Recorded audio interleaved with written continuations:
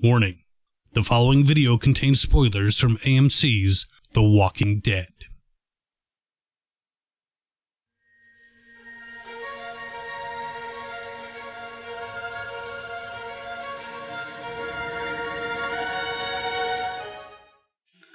Hi, they call me the Governor.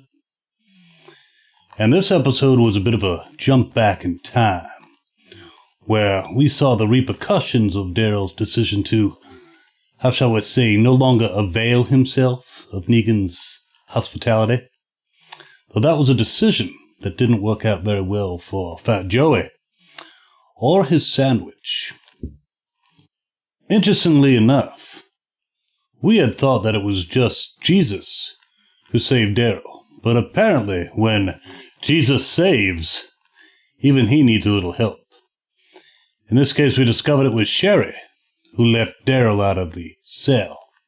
Which leads us to wonder, did she know that Jesus was around, or was it just a coincidence that Jesus was heading to the cell to let Daryl out when he came across him going to town on Fat Joe's head? It's a puzzle. So this episode really concentrated on two particular characters. Eugene, with the hair that time forgot, and Dwight, with the face that looks like snot. Hey, that was kind of cool. I'm like a poet. Maybe I should do some epic poems. Maybe later. So first, let's talk about Dwight. Apparently, Negan doesn't have a whole innocent until proven guilty rule. First, we see Dwight running around trying to figure out what happened to Daryl and putting the pieces together. And they probably figured out that Sherry was likely behind it. But then they got a beat down. No questions asked. And he ends up in the hole. Same cell that Daryl was in. At least he didn't have to listen to Easy Street, though some would actually like that particular song. So while Dwight's in the cell, Negan comes a-calling. Had a little conversation with Dwight. I wonder if Dwight actually convinced him that he was totally on his side, or if it was a test. Because Negan sends out Dwight to bring back Sherry. Maybe it was to see if Dwight was going to try to run off with Sherry somewhere. But of course, Dwight going out, finding that letter from Sherry, and you get a glimpse of the life he had before. It was a really interesting look into this particular character. And you get the impression he likely would have ran off with Sherry, with the whole pretzels and beer that he left behind. Since she wasn't there, he goes back to Sanctuary and tells a tale of how she ran into a bunch of biters and he had to put her down. Smart. Unless, of course, she shows up alive. So let's talk about Eugene for a while. You know, he has not proven himself to be the bravest of men, but I had thought he had grown a set of balls in the meantime. But the way he was carrying on and crying when they brought him in. But then, of course, they treat him with kid gloves. I think they figured any torture would probably ruin him for their purposes. So he ends up with a nice room. They feed him, well, not lobster. And after he ends up giving Negan an idea on how to build their own Winslows with that molten metal thing, he even gets some company in the form of Negan's wives. No sex, though, which makes me wonder, in Sanctuary, is Negan the only one allowed to have sex? So that Eugene really knows how to show women a good time, playing Atari. Though that was probably the safer route for him to go, because getting his cherry popped would probably gotten his head bashed in. I was curious when the ladies started asking him about the whole Human Genome Project, that old line that he had fed to Abraham before.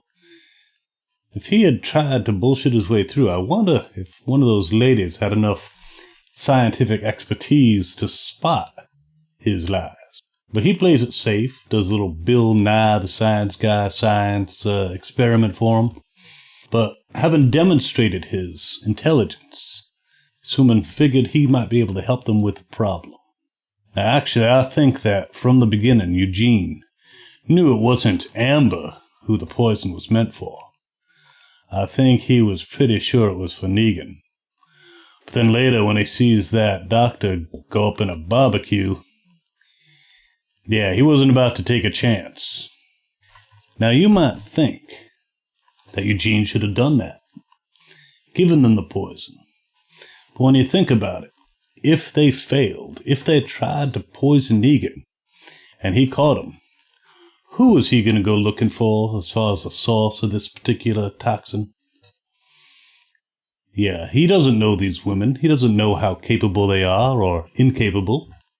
And also, while Negan is not my pick for manager of the year, he does hold Sanctuary together. He's the glue. Now, killing him off, what could happen? Who's going to take Negan's place? Simon? Dwight?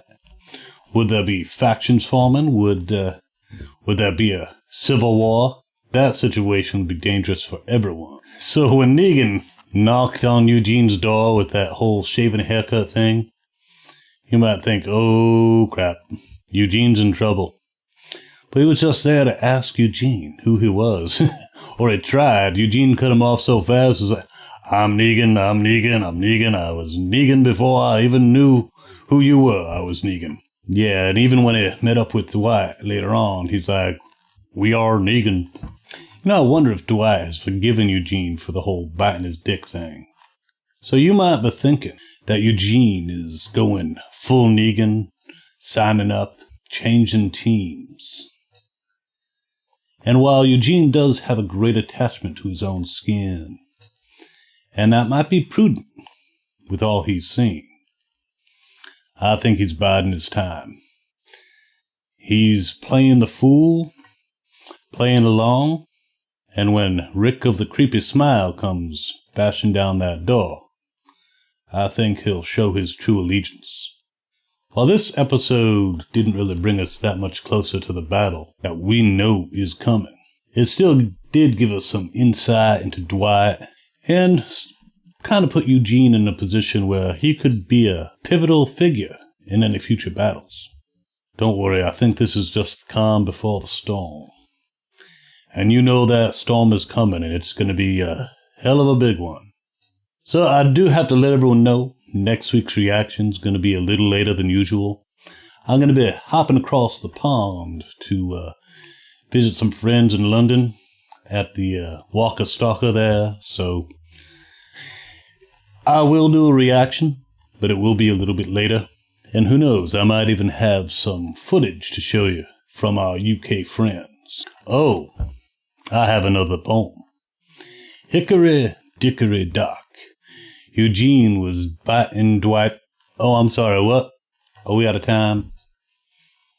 Governor, out.